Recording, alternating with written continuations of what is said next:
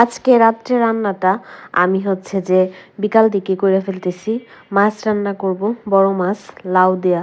ওই দিন লাউ নিয়ে আসছেও, নিয়ে আসার পরে হচ্ছে যে ডাল রান্না করছিলাম। তো ভাবলাম বেশ বড় লাউটা শেষ করতে হবে তো। তো ভাবলাম আজকে লাউ দিয়ে মাছ রান্না করি। তো এখানে আমি হচ্ছে একটা পেটি নিছি, একটা চাকা নিছি, দুইটা চাকা আর হচ্ছে যে মাছের মাথা। তো মাছগুলা ভাজতে দিয়া আমি হচ্ছে যে লাউ কাটছি, লাউ কাটার পর লাউ ধুইছি। আর এইদিকে হচ্ছে এখন মশলাটা রেডি করে নিব। মৌরি দিব, মানে পেস্ট করবো আর কি মশলা, আদা, কাঁচামরিচ আর হচ্ছে পেঁয়াজ।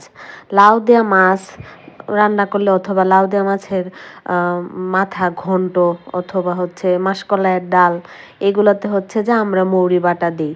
তো আমি তো আর পাটায় বাটতেছি না, একসাথে হচ্ছে যে ব্লেন্ডারে পেস্ট করে নিছি। যাই হোক, মাছ ভাজা হয়ে গেছে, এদিকে আমি কড়াইয়ে বসায় দিছি, এখন তরকারিটা রান্না করব। তেলও দিয়ে দিছি, সম্ভারে দিলাম দুইটা তেজপাতা। দেওয়ার পর ব্লেন্ডারে যে মশলাটা পেস্ট করে রাখলাম, এই পেস্ট করা মশলাটা দিলাম। দেওয়ার পর হচ্ছে যে একটু হলুদের গুঁড়া দিলাম, তারপর দিলাম জিরার গুঁড়া আর দিছি লবণ। লবণটা ভিডিও করা হয়েছে না। তো মশলাটা আমি ভালো করে কষায় নিলাম। কষানোর পর এখন হচ্ছে যে আমি লাউগুলা দিয়ে দিছি। আর লাউটা বেশ ভালো, ওই দিন হচ্ছে যে ডালে যে দিছিলাম খুব অল্প সময়ে সিদ্ধ হয়ে গেছে, একদমই সময় লাগে না, বেশ ভালো লাউটা। তো এখন একটু ধনিয়ার গুঁড়া দিয়ে দিলাম, আগে দেওয়ার কথা মনে ছিল না, এখন ভাবলাম যে একটু দেই। তো এখন ঢাকনা দিয়ে দিলাম, লাউ থেকেও জল উঠছে। তো এই কষানোতেই লাউ সিদ্ধ হয়ে গেছে।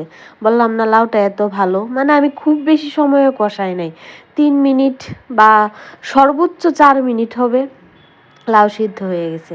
ব্লেন্ডারটা ধুইয়া আমি ঝোলের জন্য জল দিয়ে দিলাম। তারপর হচ্ছে যে জাল উঠলে মাছগুলা দিয়ে দিলাম আর দিলাম কিছু ধনিয়া পাতা কুচি। তো এখন আর একটুক্ষণ জাল করে নিব। এই তো আমার লাউ দেওয়া মাছের ঝোল হয়ে গেছে।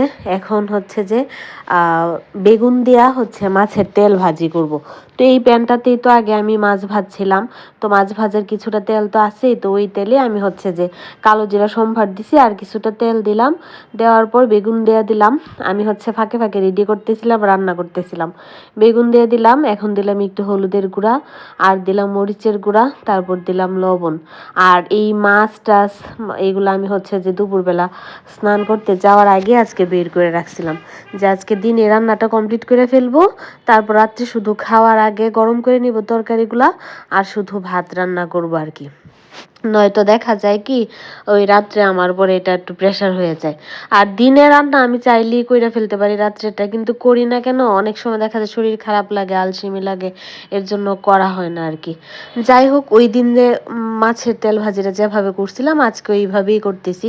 পেঁয়াজ কুচি দিলাম আর দিলাম একটু কাঁচামরিচ কুচি, আর মাছের তেলটা বেগুনের সাথেই দিয়ে দিছিলাম হলুদ মরিচের গুঁড়া দেওয়ার পর। বেগুনটাও বেশ ভালো, আমি কোনো ঢাকনা ঢুকনা দেই নাই, এমনিতেই নরম হয়ে গেছে। আর হচ্ছে যে এই যে মাছের তরকারি তো আগেই হয়ে গেছে, কড়াই আছে, এখনো কড়াই রাখবো, খাওয়ার আগে তো আবার গরম করব, তারপর আর কি বাটিতে নিব আর কি।